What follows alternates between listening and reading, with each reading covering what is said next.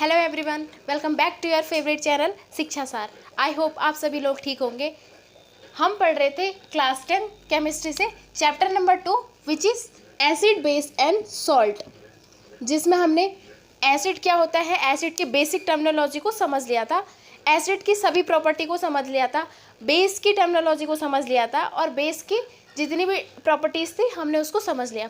उसके बाद हमने इसके क्या देखे, क्लासिफिकेशन ऑफ एसिड और क्लासिफिकेशन ऑफ बेस, ये भी हमने कंप्लीट कर लिए थे। फिर उसके बाद में हम आज स्टार्ट करने वाले हैं chemical properties of acid and bases. तो वीडियो को स्टार्ट करने से पहले अगर आप हमारे चैनल पर नए हैं तो चैनल को लाइक शेयर एंड सब्सक्राइब जरूर करें, बेल आइकन जरूर प्रेस करें ताकि हमारे वीडियोस की नोटिफिकेशन आप तक पहुंचती रहे। चलिए इसी अच्छी बात के साथ शुरू कर लेते हैं हमारा आज का topic, chemical properties of acid and base. सबसे पहले थोड़ा सा हम एक पुरानी वीडियो पे एक नज़र डाल देते हैं, थोड़ा सा हम उसको एक बार ही समझ लेते हैं ताकि आपको थोड़ा सा एक जनरली बात समझ में आ जाए। ठीक है, थोड़ा सा हम देखेंगे एसिड क्या होता है। एसिड हमारे सोरिन टेस्ट होते हैं और क्या है, जब हम इसको किसी एक्वा सॉल्यूशन में डालते हैं तो क्या ये हाइड्रोजनियम आयन यानी कि H पॉजिटिव आयन्स हमें दे रहे थे। ठीक है, उसके बाद में जब हमने बात करी वहीं बेस की, तो बेस हमारे जब हम इसको एक्वा सॉल्यूशन में दे रहे थे, डिजोल्व कर रहे थे किसी बेस को, तो ये क्या है OH नेगेटिव आयन्स हमें दे रहे थे इन एक्वा सॉल्यूशन। वहीं हमने इसके क्लासिफिकेशन में बात करी तो क्लासिफिकेशन ऑफ एसिड में हमारे डिफरेंट टाइप के बेसिसिटी के आधार पर और फिर हमारे बेस एसिडिटी के आधार पर, है ना, स्ट्रॉन्ग के आधार पर यानी कि कितने स्ट्रॉन्ग के हैं, उसके कंसंट्रेशन के आधार पर डाइल्यूट और क्या था दूसरा कंसंट्रेटेड एसिड, यानी कि जिसमें हमारा क्या है एसिड ज़्यादा होता है और पानी की मात्रा कम होती है उसे हमने कंसंट्रेटेड बोल दिया। डाइल्यूट में पानी की मात्रा ज़्यादा थी। Strong acid, weak acid, different type के हमने एसिड और बेसिस की बात करी। तो इन्हीं सबको आपको एक बार प्रीवियस वीडियो में देखना जरूरी होगा, तभी आपको ये चीज़ें आज समझ में आएगी। तो अगर आप प्रीवियस वीडियो को देखना चाहते हैं तो आपको डिस्क्रिप्शन में आपको लिंक मिल जाएगी, आप डिस्क्रिप्शन से लिंक को देख के प्रीवियस वीडियो को एक बार पूरा देखने की कोशिश करेंगे। अच्छा, तो अब हम बात करते हैं chemical properties of acid and bases, यानी कि केमिकल प्रॉपर्टीज़ यानी कि इनकी रासायनिक प्रवृत्तियाँ किसकी, एसिड एंड बेसिस की, यानी कि केमिकल की प्रॉपर्टीज़, इनके केमिकल गुण हम बात करेंगे, इनके रासायनिक गुणों की बात करेंगे एसिड और बेसिस की। तो सबसे पहले हम बात करते हैं केमिकल प्रॉपर्टीज़ ऑफ एसिड, यानी कि एसिड की बात कर रहे हैं हम, एसिड की केमिकल प्रॉपर्टीज़ को जानते हैं। अच्छा, reaction of acid with active metal such as ZnM यानी कि जिंक और magnesium to give hydrogen gas, यानी कि इसकी जो पहली प्रॉपर्टी है हमारी रिएक्शन ऑफ एसिड, यानी कि एसिड की रिएक्शन हम अगर एक्टिव मेटल यानी कि कोई एक्टिव मेटल जिनको बोल देते हैं, जैसे सोडियम हो गया हमारा, जिंक, मैग्नीशियम, ये सारे एक्टिव मेटल है, तो इनके साथ अगर हम इसकी रिएक्शन करते हैं तो हमें मिलता है हाइड्रोजन गैस। आपको ये बात हमेशा याद रखनी है। तो अब हम यहाँ पर एक मेटल ले लेंगे, एक्टिव मेटल, और उसकी रिएक्शन करवा देते हैं किसी एसिड के साथ। तो लिख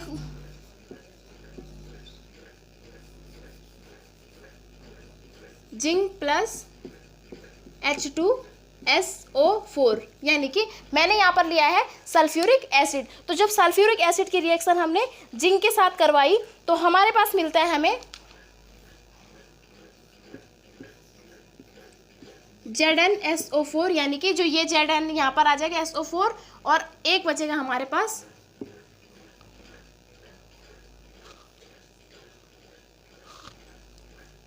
ZnSO4, ये बचा हमारे पास H2। तो ये हाइड्रोजन गैस यहाँ से इन्वॉल्व हो गई, यानी कि जब हम किसी एसिड की रिएक्शन किसी एक्टिव मेटल के साथ कराते हैं किसी भी एसिड की तो हमें हाइड्रोजन गैस मिलेगी। तो यही वाली बात यहाँ पे फॉलो हो रही है। जिंक के साथ हमने जब H2SO4 यानी कि सल्फ्यूरिक एसिड की रिएक्शन करवाई तो हमें मिला ZnSO4 और हाइड्रोजन गैस। आई होप आपको ये बात समझ में आई होगी। बल्कि आप हेल्प के लिए यहाँ पर लिख सकते हैं, यहाँ पर लिख दोगे आप छोटे छोटे मेटल, यानी कि जिंक मेटल हो गया ये, यहाँ पर लिख दोगे एसिड, है ना, और इस तरीके से हमें ये मिल गया H2 यानी कि हाइड्रोजन गैस। अच्छा, अब हम बात करते हैं जो ये हमारे पास बना है ZnSO4, ये हमारा हो जाता है सॉल्ट और ये हाइड्रोजन गैस हो गई। ठीक है, लिख दो इसके आगे प्लस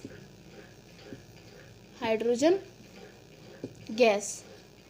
अच्छा, तो आपको ये बात समझ में आई होगी। तो जो एसिड की पहली प्रॉपर्टीज़ है, जब हम किसी एक्टिव मेटल की रिएक्शन किसी एसिड के साथ करवाते हैं तो वो हमें क्या देता है, सॉल्ट, और एक क्या मिलेगा, हाइड्रोजन गैस इन्वॉल्व होगी, यानी कि वहाँ से हाइड्रोजन गैस निकलेगी। तो हमने क्या, जिंक मेटल की रिएक्शन कराई H2SO4 यानी कि सल्फ्यूरिक एसिड, तो हमारे पास मिला जिंक सल्फेट यानी कि ZnSO4 और इसके अलावा हाइड्रोजन गैस। अब हम बात करते हैं सेकंड की।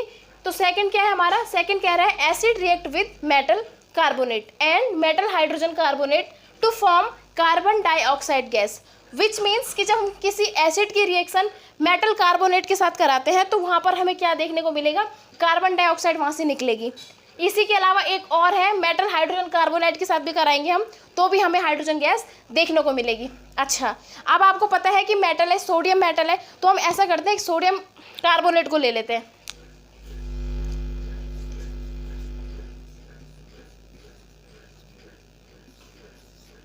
अच्छा, तो सोडियम कार्बोनेट का फॉर्मूला होता है हमारा Na2CO3। इसकी जो हम रिएक्शन करवाते हैं वो करवाएंगे हम करवाएंगे हाइड्रोक्लोरिक एसिड के साथ। तो हम यहाँ पे लिख देंगे प्लस HCl, 2HCl कर दो इसे आप, ठीक है। अब ये क्या है, जब इन दोनों की आपस में रिएक्शन होगी तो हमें क्या मिलता है, कार्बन डाइऑक्साइड गैस। पहले तो हम इसको देखें, NaCl, तो हमारे पास बनेगा NaCl प्लस NaCl। अब बचेगा हमारे पास H2O और CO2।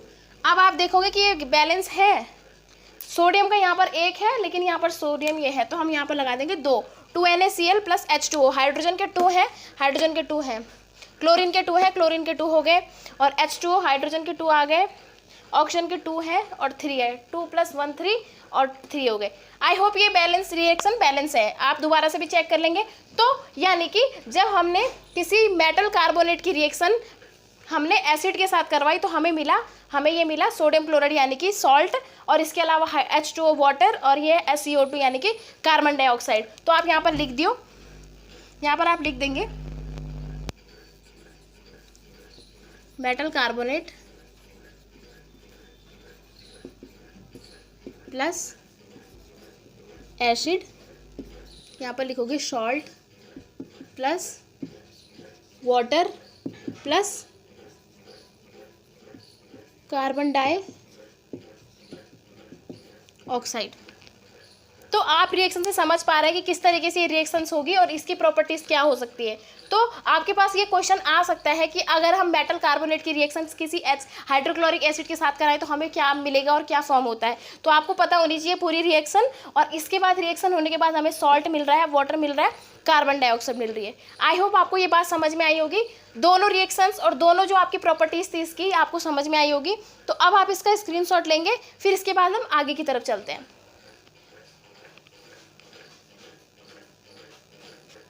अच्छा, एक और बात रह गई है इसमें, 2 चीज़ दी है इसमें। मेटल कार्बोनेट की तो हमने रिएक्शन लिख दी, लेकिन मेटल हाइड्रोजन कार्बोनेट की नहीं लिखी। कार्बोनेट का जो फॉर्मूला होता है, मतलब कार्बोनेट क्या होता है, CO3, ठीक है।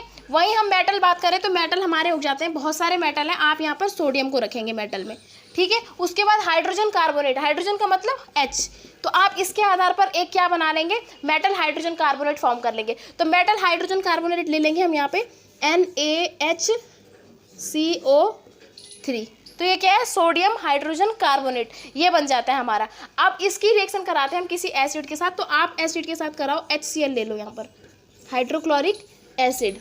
अच्छा, अब ये जब रिएक्शन करता है तो यही वाला है कि हमारे पास क्या रहा है, कार्बन डाइऑक्साइड हमारी बनती है। तो कैसे, सोडियम क्लोराइड, तो Na के साथ Cl जुड़ गया, ठीक है। CO3 के साथ एक ऑक्सीजन हटा दो तो CO2 आ जाएगा, प्लस अब बच रहा है हमारा H, ये वाला H, ये वाला H, और एक यहाँ से ऑक्सीजन बच रहा है, तो यानी कि HOH, तो यानी कि H2O, एक H यहाँ पर रख देंगे, ठीक है। आई होप आपको ये रिएक्शन समझ में आई होगी। तो क्या होता है, जब हम सोडियम कार्बोनेट की रिएक्शन कराते हैं किसी एसिड के साथ तो हमें मिलता है सॉल्ट, वाटर और कार्बन डाइऑक्साइड, और यहाँ पर भी मैंने सोडियम हाइड्रोजन कार्बोनेट की भी कराएंगे तो यहाँ पर भी हमें क्या मिल रहा है, सॉल्ट यानी कि नमक, और इसके अलावा हमारा कार्बन डाइऑक्साइड। तो आई होप आपको ये बात अच्छे से समझ में आई होगी। तो आप इसका स्क्रीनशॉट लो, फिर हम आगे की तरफ चलते हैं।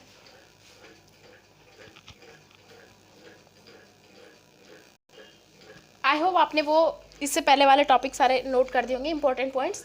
अच्छा, अब हम बात करते हैं थर्ड केमिकल प्रॉपर्टीज़ की, जो है acid react with basis to form salt and water. यानी कि एसिड जब रिएक्ट करता है किसी बेस के साथ, यानी कि जब हम एसिड और बेस की रिएक्शन, एसिड को बोलते हैं अम्ल और क्षार की रिएक्शन हम कराते हैं आपस में एक साथ, तो हमारे पास क्या बनता है, सॉल्ट बनेगा और वाटर बनेगा, यानी कि नमक और पानी हमें मिलता है। तो इस रिएक्शन को हम कुछ नाम भी दे देते हैं, ये इसे हम बोलते हैं neutralisation reaction. The reaction between an acid यानी कि एंड बेस, यानी कि एसिड और बेस के बीच में जो रिएक्शन होती है to form salt and water, यानी कि सॉल्ट और वाटर हमें मिलेगा, इसको कह देते हैं हम न्यूट्रलाइजेशन रिएक्शन, यानी कि इसको हम हिंदी में बोलते हैं उदासीनीकरण अभिक्रिया। तो इसकी हम बात करते हैं, एक एग्जाम्पल के साथ समझेंगे, एग्जाम्पल से आपको अच्छे से समझ में आएगा। तो हम एसिड ले लेंगे हाइड्रोक्लोरिक एसिड एक, और हम बेस ले लेते हैं NaOH, ठीक है। तो सोडियम हाइड्रोक्साइड, ये हमने रिएक्शन में लिया सोडियम हाइड्रोक्साइड और हाइड्रोक्लोरिक एसिड। तो जब हम सोडियम क्लोराइड यानी कि एसिड की रिएक्शन बेस से कराते हैं NaOH, तो हमारे पास बनेगा, तो ये NaCl इससे जुड़ जाएगा, ये बन जाएगा यहाँ पर। तो कैसे होगा, NaCl प्लस HOH, यानी कि 2 H हैं तो H2O, ठीक है। तो आई होप आपको ये रिएक्शन समझ में आई होगी। अब हम एक दूसरी रिएक्शन के ऊपर बात करते हैं, एक और एग्जांपल से समझने की कोशिश करेंगे। हम लेंगे H2SO4 सल्फ्यूरिक एसिड, इसकी रिएक्शन कराते हैं हम H2SO4 की NaOH के साथ, यानी कि सोडियम हाइड्रोक्साइड। तो जब हम H2SO4 यानी कि सल्फ्यूरिक एसिड की रिएक्शन कराएंगे सोडियम हाइड्रोक्साइड के साथ, तो हमें मिलेगा ये Na इससे जुड़ जाएगा,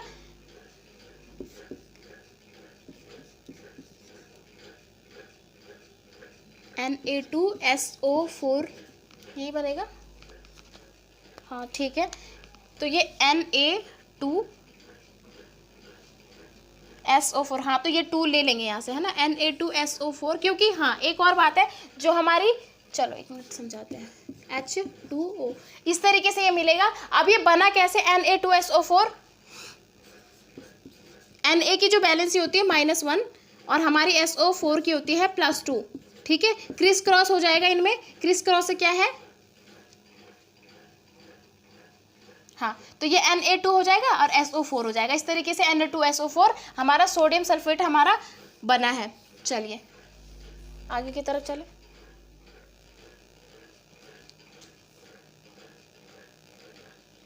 अब हम एक और एग्जांपल लेते हैं, नाइट्रिक एसिड HNO3, इसकी रिएक्शन करवाते हैं हम मैग्नीशियम हाइड्रोक्साइड के साथ, ठीक है। अब जब हम इसकी रिएक्शन करवाएंगे सोडियम यानी कि नाइट्रिक एसिड की मैग्नीशियम हाइड्रोक्साइड, यानी कि ये एक बेस है और ये हमारा एसिड है, तो हमारे पास मिलेगा हमें MgNO3 प्लस H2O, ठीक है। तो ये एग्जाम्पल है, कुछ एसिड और बेस के हमने रिएक्शन कराई, हमें मिले सॉल्ट और वाटर की फॉर्म में। आई होप आपको ये एग्जाम्पल अच्छे से समझ में आए होंगे। अब हम बात करते हैं नेक्स्ट टॉपिक की, जो नेक्स्ट पॉइंट है हमारा वो क्या है, acid react with metal oxide to form salt and water, यानी कि जब हमारा एसिड किसी मेटल ऑक्साइड के साथ, यानी कि मेटल के साथ जब हम ऑक्सीजन जोड़ देते हैं उसको हम बोल देते हैं मेटल ऑक्साइड। अब हम एग्जाम्पल लेते हैं मेटल के, कॉपर हमारा मेटल हो गया और ऑक्साइड यानी कि ऑक्सीजन ऑक्साइड तभी बनेगा, इसके साथ हमने जोड़ दिया ऑक्सीजन, ठीक है। किसके साथ रिएक्ट करेगा, किसी एसिड के साथ। हम कोई एसिड ले लेंगे इसके साथ, हाइड्रोक्लोरिक एसिड ले लो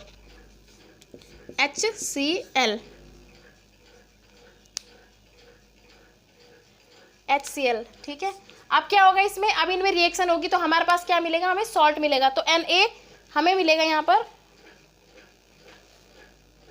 2HCl लेना। अच्छा, कॉपर ऑक्साइड यानी कि ये मेटल ऑक्साइड की रिएक्शन कराई हमने एसिड के साथ, तो हमारा क्या बनेगा, कॉपर जुड़ जाएगा क्लोराइड के साथ, हाँ CuCl2, और हमारा ऑक्सीजन जुड़ जाएगा H के साथ, और ये हमारा हो जाएगा 2 यहाँ पर, तो ये हो जाएगा H2O। आपको बैलेंस रिएक्शन बैलेंस करनी सिखाई थी, आपको समझ में आया होगा। यहाँ पे 2 मैंने क्यों लगाया, क्योंकि यहाँ से ये दो जो होता है कोफिशिएंट होता है, ये दोनों के साथ काउंट होता है, यानी कि यहाँ पर 2 हाइड्रोजन है तो 2 क्लोरीन के भी होंगे। तो यहाँ पर 2 हाइड्रोजन यहाँ चले गए, ये हो गए, और इसके अलावा क्लोरीन के 2 हैं तो यहाँ पर क्लोरीन के 2 हो गए। फिर सी यू सिंगल है। तो इस तरीके से हमने इसको बैलेंस करने के लिए इसके आगे कोफिशिएंट लगा दिया, तो नंबर ऑफ कोफिशिएंट 2 लगा दिया। चलो अब हम बात करते हैं एक दूसरे एग्जाम्पल की। Magnesium oxide MgO, magnesium oxide की हम रिएक्शन करवाते हैं H2SO4 यानी कि सल्फ्यूरिक एसिड के साथ। अच्छा, अब तो ये करेंगे, इसमें भी सेम ऐसी होगा, Mg इसके साथ ऐड हो जाएगा और ऑक्सीजन हमारा यहाँ हो जाएगा। तो क्या होगा, हमारे पास फॉर्म होगा magnesium sulphate SO4 plus H2O, है ना। इस तरीके से हमारी रिएक्शन होगी। मैग्नीशियम ऑक्साइड ये हमारा एसिड है, मैग्नीशियम ऑक्साइड हमारा मेटल क्या है, ऑक्साइड है, और ये हमारा क्या है, बेस है, एसिड है। और इसकी दोनों की रिएक्शन जब हम आपस में करवाते हैं तो हमें मिलता है मैग्नीशियम सल्फेट और H2O यानी कि वाटर। यही ये कह रहा था कि हम जब किसी मेटल ऑक्साइड की रिएक्शन करवाते हैं किसी एसिड के साथ करवाते हैं तो हमें मिलेगा पानी और सॉल्ट, जिसको हम बोलते हैं न्यूट्रलाइजेशन रिएक्शन। तो ये सारे कुछ एग्जाम्पल हो जाते हैं न्यूट्रलाइजेशन रिएक्शन के। एक और एग्जाम्पल से समझने की कोशिश करेंगे। CuO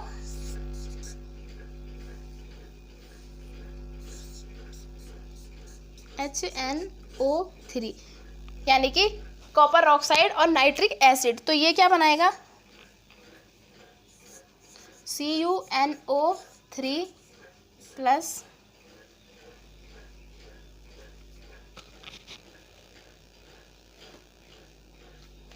NO3 का होल ट्वाइस आ जाएगा और ये बनाएगा H2O। तो आपको ये रिएक्शन समझ में आई होगी कि यानी कि हमने क्या समझा, जब हम कॉपर ऑक्साइड की यानी कि किसी मेटल का ऑक्साइड की रिएक्शन कराते हैं एसिड के साथ तो वो क्या देता है हमें, नमक और सॉल्ट, यानी कि सॉल्ट और वाटर हमें फॉर्म होगा। तो वही हमने यहाँ पर एग्जांपल में लिया है। कॉपर ऑक्साइड की रिएक्शन जब हम हाइड्रोक्लोरिक एसिड के साथ करा रहे तो हमें कॉपर क्लोराइड मिला और H2O मिला, है ना। इसके अलावा मैग्नीशियम ऑक्साइड की रिएक्शन जब हमने H2SO4 यानी कि सल्फ्यूरिक एसिड के साथ करवाई तो हमें मैग्नीशियम सल्फेट और H2O मिला। फिर कॉपर ऑक्साइड की HNO3 के साथ कराई तो कॉपर क्या मिला हमें, नाइट्रेट मिला, और इसके अलावा H2O फॉर्म मिला। आई होप आपको ये बात समझ में आई होगी। तो एक बार हम समझ लेते हैं, दोबारा से एक बार रिवाइज कर लेते हैं। हमने क्या देखा, acid react with base to form salt and water. जब हम किसी एसिड की रिएक्शन और बेस की रिएक्शन कराते हैं तो ये क्या बनाते हैं, सॉल्ट और वाटर यानी कि पानी और नमक बनाते हैं। इस रिएक्शन को हमने बोल दिया न्यूट्रलाइजेशन रिएक्शन। हमने हाइड्रोक्लोरिक एसिड ले लिया और यहाँ पर NaOH यानी कि ये क्षार जिसको हम बेस बोल देते हैं, तो हमारे पास मिला NaCl और H2O। इसी तरीके से ये सारे एग्जाम्पल मैंने आपको समझा दिए। तो आई होप आपको ये वीडियो आज का पसंद आया होगा। तो मिलते हैं हमारी नेक्स्ट वीडियो में, तब तक के लिए धन्यवाद। Thanks for watching.